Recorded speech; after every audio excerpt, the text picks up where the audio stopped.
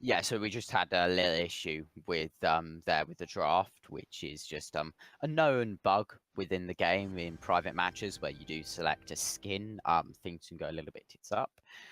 Which is unfortunate, but so we'll just be quickly running through the draft with the same picks and bans. So we saw Nara getting picked up by MLG. This clearly seems to be a comfort pick for Packies, and it's not a comfort pick I don't think will ever be like taken away or will be banned. It would definitely won't be banned away from him. I don't I feel. definitely, yeah. I don't feel like it's enough of a warrant for the ban when there's just so many other heroes that you can just fall into.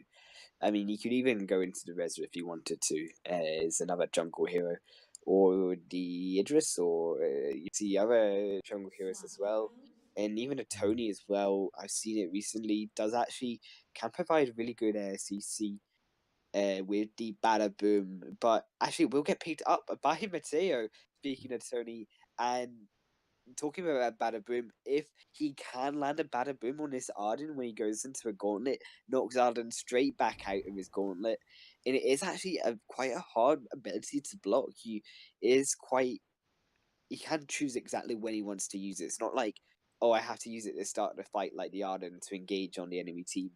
He can use it in start or after the Arden Gauntlet gets placed down. Yeah. So now we've got the compositions out here.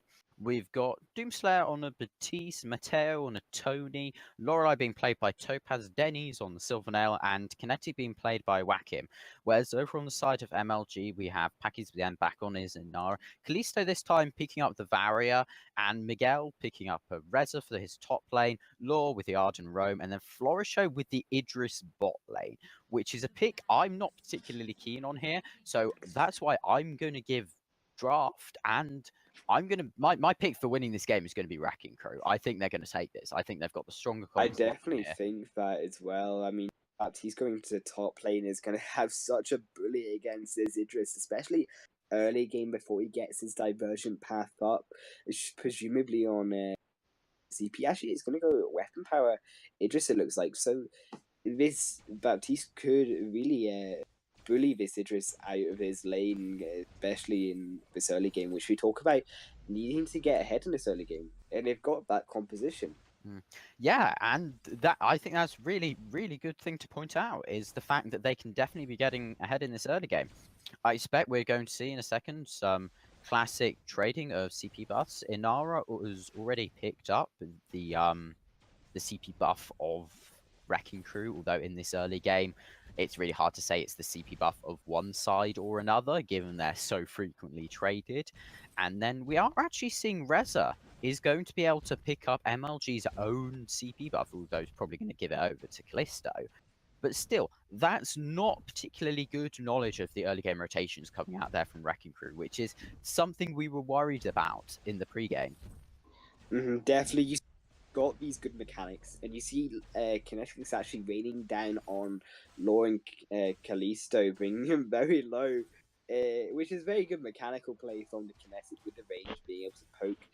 And however, you see them totally ignore both CP buffs, and Anara just went in on her own and stole it. You could have realistically forced this Anara to back up with this Idris, who is also very weak in the early game. You could have possibly got two easy early game kills. Yeah, and that definitely would have been very influential. So we do see that Idris and this Inara do seem to like to stick together. That seems to be the style which Packies and Florisho like to play, this sort of duo bot lane. Whereas already we've seen Tony roam around a map a little more. Matteo trying to come up to the mid lane to get that pick, but he doesn't really need to at the moment because of this pressure being exerted by this Kinetic. And I feel like even though like we said, this early game composition, this early game focus, which is necessary from Wrecking Crew, I feel like in terms of actual kills, we're probably going to see quite a slow early game. I don't think we're going to see any kills for until around the 5-minute mark. It's going to be more focused upon farming up and putting this pressure on to build a farm lead, as Whakim has already done. He's already got a 10 CS lead over Callisto. Yeah, it's definitely going to be so important. That's over 2 million weight, which is about 40 seconds right now in the current meta, which puts Kalisto actually about 40 seconds behind in items, perhaps you would say, which is very devastating in the early game where even just a crystal bit is going to do so much more damage if you've got maybe 1, 2 more crystal bits over the enemy team. Yeah, and now we see Wrecking Crew, they're going for this CP buff. Taunt is being used, and Kalisto is going to try and secure this. In the end, Inara does manage to pick it up, and now Lorelei's in a very awkward situation. She's going to be very low, and that's going to be 2 kills there, picked up by the side of MLG. Very nice collapse on a slight positional overextension there by Wrecking Crew. Topaz, it's a little bit caught out, and also you see Denise also dies in that bot lane Michael, managing to pick up a kill there on the Reza. So that's going to be a 2 kill lead. However, actually, it is only a 200 gold lead by the side of MLG, and that's possibly down to Wasim, who's been doing a very good kinetic in this mid lane, getting more CS over Kalisto, putting her a little bit behind. And you see also the level advantage. She's level 5 over level 4. Yeah, but even though this bot lane does seem to be winning, Miguel, obviously, as you said, doing a very good job picking up that solo kill, and that has given them like a 500k gold lead, but it's really not that much, especially given they just picked up pretty much all of the Wrecking Crew jungle, which is not the best situation if you're them to be in. But we see that Doomslayer has been also putting sort of reciprocal pressure onto this Idris, but he is looking a little bit caught out in the jungle here. Doesn't have too much in the way of energy, and there's 2 people here to collapse upon him. The Inara herself doing work, and he's dead. He's surely he can't get out of here. He's used the flask. That is absolutely ridiculous from Doomslayer. Baptiste, my friend, saves that flask into the very last moment. It runs on out of there. He, I don't believe he got the weapon power buff. No, he didn't. But it was a nice try.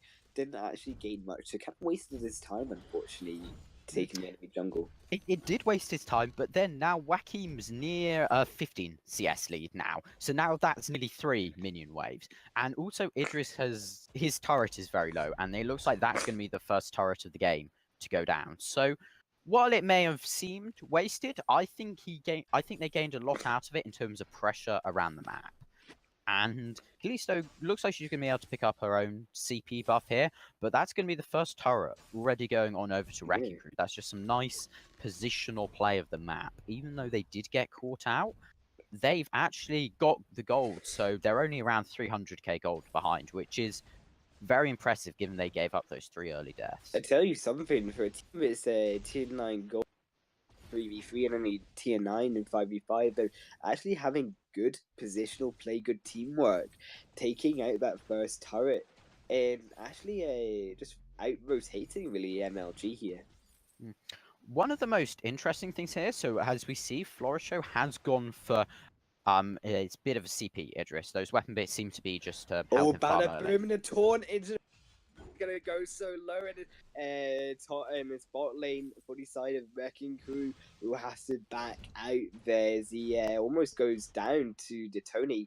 It will be actually a turret though going on the top lane for Florishu on this Idris, who does manage to now have his CP diversion path unlocked. Yeah, but I just want to talk about this mid lane because Wakim is an absolute beast. He's now got nearly a 25 CS lead, and that's going to be the first lead going. That's ridiculous. Is I tell you what, it's not good for Kalisto really. Only 7 minutes in and you're over 6 minion waves behind. Inara does get a 3-man stun, but Mateo perhaps a bit caught out, stun onto one, traps another. And it's going to be Topaz now running for his life, perhaps not even going to escape his Florishu, just going to slap him down with a few chakrams. We're talking about that 25 CS lead, but I think it just made them cocky. As we do see, Batiste is going to try and run away from this Idris and Inara. He looks like he's probably going to go down too. Does get a fear out, but I can't really see him surviving here unless he pulls off another miracle with a flask. Badaboo, not going to be able to save him. Almost saves him. And that might be him going down as well now. So that's a double kill for Flory. 8 kills going outside of MLG. Realistically, that mid lane is really only saving in gold for a team as really all the gold is going on to Wasim. But I would suggest that maybe that's not such a bad thing. Kinetic can be a real hard carry in her own right, especially when she's taking this weapon power build path. But 3 against 2, she's not going to come out particularly great, as we see Florisha putting her down a ton of damage again. That's going to be an easy kill, he finds, with a follow-up onto the Lorelei. That's a double kill. The ultimate comes out from the Varia just to try and steal some things away, as Reza takes another weapon power buff. He's going to be taunted back in, silenced up, stunned up. There's a lot of abilities they're using to try and kill him, and they are eventually going to get that kill. It's going to be Meanwhile, they're going to use a turret in the mid lane. It's going to be the first kill going to the side of Wrecking Crew, but it's also going to be a mid lane going to the side of MLG as they do a 3-man push onto the mid lane there.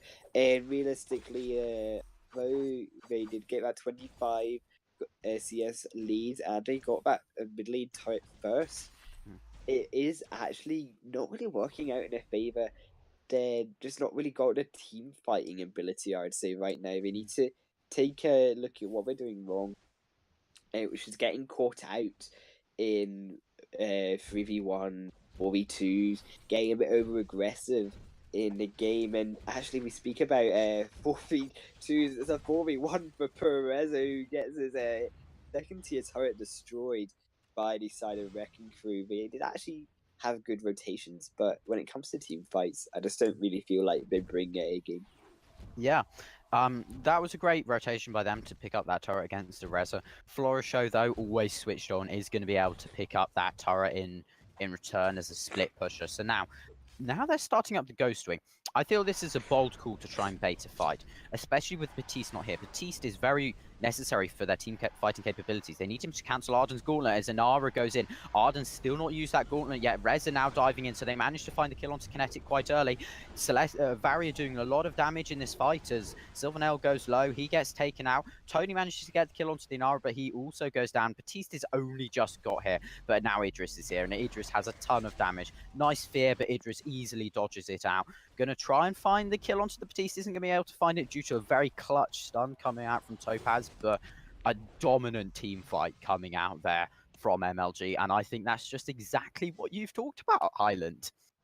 Definitely team fight really askew for the side of Wrecking Crew, getting wrecked by the side of MLG, and their team gets deleted off the Sovereign's ride, and so does his Ghost Wing as he flies off, giving a buff to the side of Merciless Grind. And speaking of bad team fight, Michael getting a bit caught out there against 3 members of Wrecking Crew will manage to escape and take that DP buff with another Pack Eyes. Yeah, and he managed to take the Kinetic down with him, as we see Minions manage to pick up the bot lane turret, and it's now built up to a 5k gold lead. These kills are just allowing MLG to snowball. That CS lead Whakim had, it's been cut down dramatically, but they are engaging onto Florisho. They do have a fear here, and that's a very good fearsome shade landed by the Batiste, so that is going to be a kill onto Florisho. Those kills are critical. They need to shut down Florisho in particular because he built up a lot of money. He was 5-0-2 before that death there, so that would have been a substantial bounty they managed to pick up. Now they're looking for the engage onto the Idris. They've managed to put out the Oblivion, but they're not going to be able to find the kill. But this Black Claw's open for taking. But with Sylvanel on the other side of the map, I feel it's risky. No, I wouldn't take this at all. You see them positioning around and judging by the team fights. I don't think Wrecking Crew really have this. They've got actually some really crazy CC lock with the taunt, with the fearsome shade. You see that used on the Idris takes him down, but they're not using it 5-on-5 team fights. Idris now jumping in. Idris here, Anvil's Hammer comes out, and that's going to be a great bada boom to actually cancel out the gauntlet. That was a brilliant play, but they're still tearing through the team. Sylvanel wasn't there straight away, and that's just put Wrecking Crew at such a disadvantage. They're getting absolutely annihilated. A triple kill there from Miguel, an ace. It's 19 kills to 3. The Black Claw's open, all their lanes are pushing. It's just not looking good now. That team fighting ability coming through from MLG has just proved completely superior there. Despite the perfect Badaboom, which you talked about before the game. It just wasn't enough. Yeah, they did manage to Badaboom that gauntlet out of the fight, but it was too late. It had done its work. They had to crucible it, otherwise, two members would have got stunned. And realistically, do you think that they should just perhaps pushing his Arden out of team fight like instantly before he can even get this gauntlet out? I think that's something you've got to try, but I don't feel like there's a lot they can do here. They're just focusing on this Blacklaw. They've already got it down to half HP, and with the damage from a Sylvanelle and Kinetic, it'll go down with only getting one turret here. Meanwhile, though, the biggest damage has actually come from Florisho. He's got into that side lane, and he's taking down a lot of turrets. Wrecking Crew are just a bit too scared to go for a fight, but they are going to try and collapse upon him.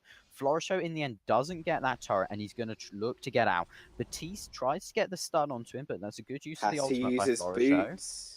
He's not going to get away here, surely. No, He's been should've- collapsed upon by too many people. That's a good fearsome shade coming out from Batiste to eventually pick up the kill, but it took them a blinking long time to do so. But meanwhile, we see the bulk of the team fight is going on below, and now that Sylvanelle is very, very dead. But that Tripwire is still doing a lot of damage to the Inara. He's taunted back into it, and he's going to go down. Meanwhile, the Varrier does find the kill on the Kinetic. Sylvanelle getting a kill from beyond the grave. That's rather impressive. Now this Tony doing a lot of damage onto the Inara, but onto the Reza even, but not going to be able to find the kill. And Batiste is low on energy. It's just the two of them left alive. It's a 2-3-3 situation, but MLG aren't going to be able to capitalize upon it due to that excellent use of the splashdown coming out from Topaz. But that's now 22 kills. It's really grim. It's a complete bloodbath. Like, they're coming back. That was a 3v2, but you saw how much ultimates they had. They had these flipping 3 ultimates just to kill one person in a 3v1. This Idris is so fed, and you see him, he's got 4 items, 3 damage items on, and he's got that Serpent's Mask as well, which just so much sustain for this Idris, and which means he can just 3v1. But perhaps he should have used his boots so early. You saw that Ordained just came down and really cancelled out that the boots on him. Yeah, the Ordained definitely stopping the use of those boots, and I feel like if they play together, if they hit some really nice ultimates on the side of Wrecking Crew, they could potentially come back into it. Maybe. I don't think it's outside the realms of possibility. It's just, unlikely. And I think what also Yes. makes it unlikely is the fact that their 2 carries are currently in a 2 versus 1 situation against Reza, which isn't a particularly favourable situation for 2 squishies to be in, as we see him absolutely destroy the Kinetic. And that's just a free kill given and that's one of your 2 main damage dealers going down, and Sylvanelle isn't going to be able to pick up that kill. Anvil's hammer comes out, and that's going to be a decent amount of chunk damage, and Idris is here. This Sylvanelle is absolutely toast. That's a good use of the ultimate, but Reza kills him in the end, and massive mispositioning from Wrecking Crew. We've seen this a couple of times throughout the game, and now you've got your 3 support heroes, essentially, left alive. Doomslayer with 2 damage items, if you're generous and call Clockwork a damage item, and Matteo with 1. I don't think that they should be going for this steal here. Just back off. Ghostwing is not an objective which pushes down your mid lane. You've just got to get out of there. But they're just not willing to do so. They're trying to go for the Fearsome Shade steal over the wall, and they actually managed to get the steal onto the Ghostwing. That is absolutely miraculous steal coming out from Topaz. But Reza's now going for the engage. Good use of the water wall, and actually Reza's in a bit of a tricky situation. Arden now coming in with the Gauntlet. Great stun onto Topaz, and that's going to be the Kinetic going down again just after she's respawned. Tony gets killed as well. Sylvanelle's back out there, but he's having to deal with a minion wave, and actually, if he's not careful, he could get off by a cut flank from behind. Good stun again coming out from Topaz, and he's basically the only saving grace of Wrecking Crew at the moment, but he may not be able to save them much longer as there's a massive minion wave in the mid lane. Good use of the Fearsome Shade to try and keep them away for the moment, but Blacklaw's up. MLG could just rotate off and try and take that Blacklaw, or they could collapse on the Sylvanelle, who's not in a favourable position, or they could take down the Lorelei. MLG just have a wealth of options because they're so freaking far ahead. My goodness, take a breath, Pirate. I'll take over for a bit while you breathe. My goodness. You see that stun onto Callisto. We're seeing going quite low though, and you see that Badaboom get used, and they take the Ghostwing, but was it really worth? You saw them lose 2 members and the tier 3 turret in the mid lane. In Sylvanelle had to just save that bottom lane tier 2 turret as well.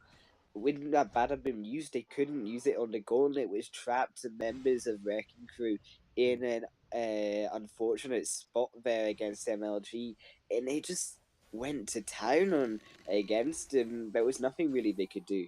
Mm. Yeah, there was really nothing the Wrecking Crew could do in that situation. But what they can do now is make sure MLG do not secure this Black Claw.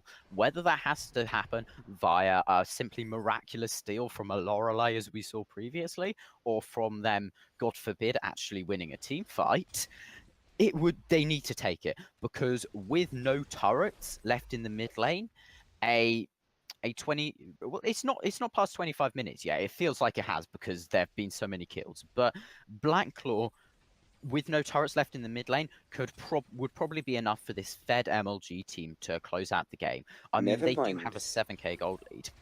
Never mind Blacklaw, just push straight down. There's no turrets there.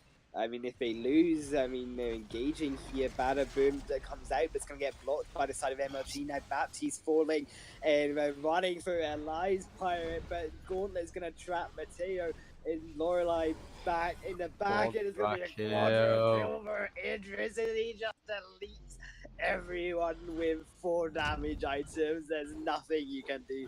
Wrecking Crew, you're just getting wrecked by MLG, and that's going to be the main crystal falling. That's going to be game pirate.